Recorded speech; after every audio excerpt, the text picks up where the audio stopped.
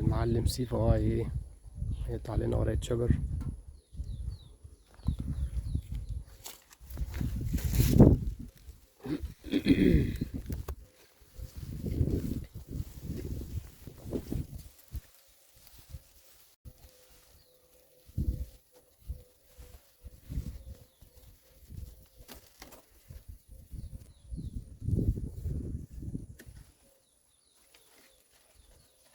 This is enough. I thought they will cut one straight one.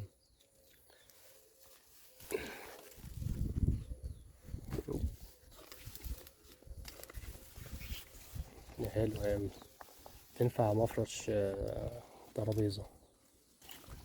قطع لنا واحدة تانية.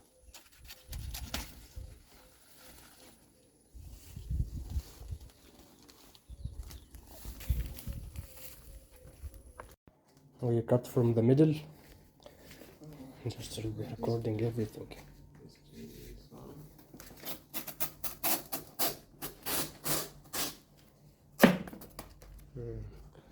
We'll make strap with this one.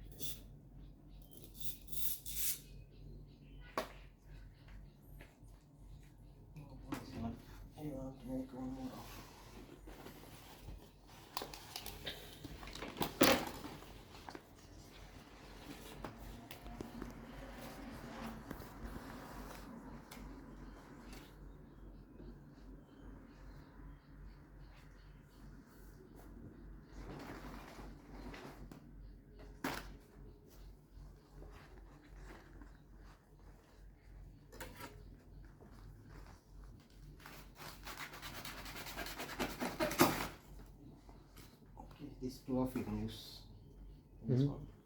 This one will for folding, just to wash okay. front and back. Okay. Then you can fold it. And this serve? This can serve or you want to eat. First you want to keep after this one, right? You put here sliced onion. Sliced onion. Fresh, no fried one. Okay. Onion, tomato. Okay. Put two sliced one. Put 2 pieces of tomato. Then keep fresh fish. Okay. Then above that onion and this one I told to fry, right? Onion and tomato. Yes. Chili powder and turmeric, cherry pepper. The fried one you put small here. بدأت عمايل السمك بقى ان انا غسلته بميه وكركم. احنا عموما في مصر بنغسل بميه ودقيق وخل وكده. الهنود بيعملوه بقى بكركم، بيغسلوه بالكركم. وهنا عملت بقى اللي هو الكزبرة ناشفة وتوم، معجون التوم وجنزبيل وملح وفلفل، وحطهم بعد. دي بقى التتبيلة بتاعتي اللي هتبل بيها السمك.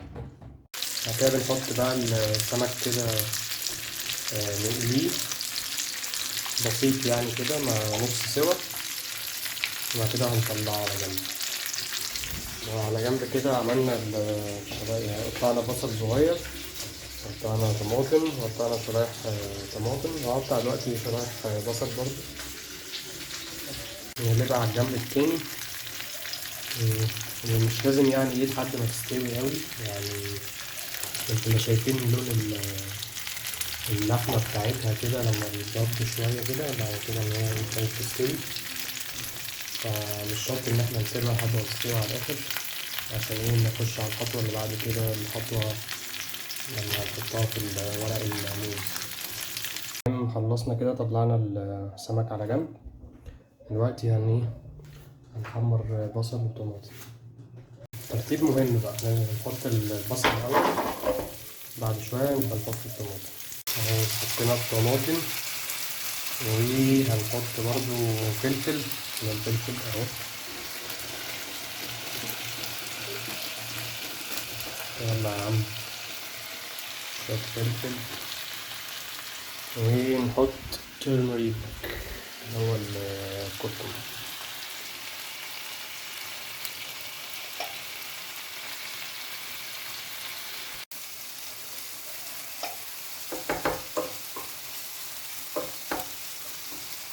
دلوقتي بقى نيجي للجزء الانترستنج الشيق. هنا دي بقى كده احنا غسلنا ورق الموز، غسلناه كويس تمام. مجهزين كل حاجة، ادي السمك، ودي تتبيلة البصل والطماطم اللي عملناها، وهنا شرايح بصل وطماطم. انا للاسف ما عنديش طماطم كتير، يعني المفروض يبقوا اكتر من كده يعني، بس ان شاء الله يقضوا بالغرض يعني. طيب هنبدأ ان احنا هنحط الاول البصل، شرايح البصل والطماطم، ونحط عليهم تتبيلة او اللي هو تتبيلة البصل والطماطم اللي عملناها. بعد كده نحط السمك، بعد كده نكرر تاني نفس الموضوع، نحط التتبيلة وبعد كده البصل والطماطم، بعد كده نقفل عليها، وبعد كده بالسترابس دي بقى نربط عليهم. هنا البصل والطماطم بالشكل ده، بعد كده نحط عليهم التتبيلة.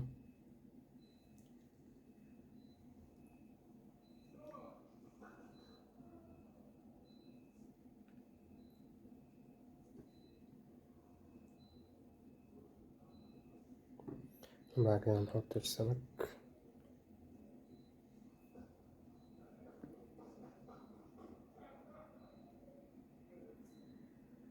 مش عارف اصور ايه، احسن نجيب دي هنا كده، نحطيها احسن.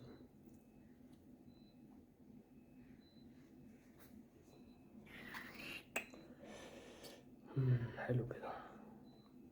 بعد كده نحط تاني التتبيلة.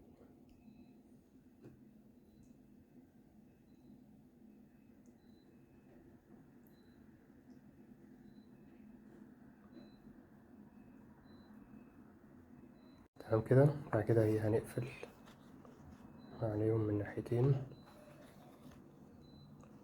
من 4 نواحي يعني، وبعد كده نربطهم. اهو عملنا واحدة، نعمل التانية. طيب الحاجة جاهزة اهي، وهنقلبها على النار. هي شكلها مش عاطفي قوي، بس بالنسبة لأول مرة أنا تمام. كل 5 دقايق بنقلبها ونغطيها، نعمل الموضوع ده مرتين 3 وخلاص. 5 دقايق خلصوا. نقلب. طبعا أنا مش عارف أقلب وأنا بصور، هوقف وأقلب. قلبنا كده، احنا خلصنا. احنا خلصنا السمك والرز. نسيرف بقى على ورق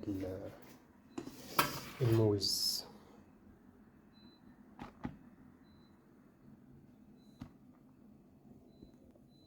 ده رز نيجيري لوكال هنا، خد مني 3 ساعات في التسوية، حاجة صعبة أوي.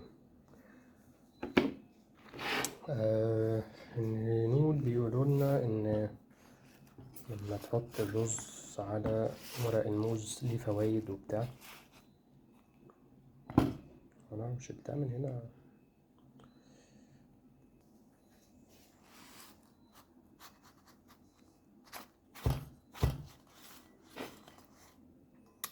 وبالهنا والشفا. حب العزيز. النيجيري تايجر نوتس. بالهنا والشفا. الشكل بقى بعد ما ايه فتحنا الباكج طبعا ملهلبة. اخواتنا الهنود بياكلوا السمك بالقشر بتاعه، هو طعمه حلو لذيذ يعني، بس انا مش هعمل كده.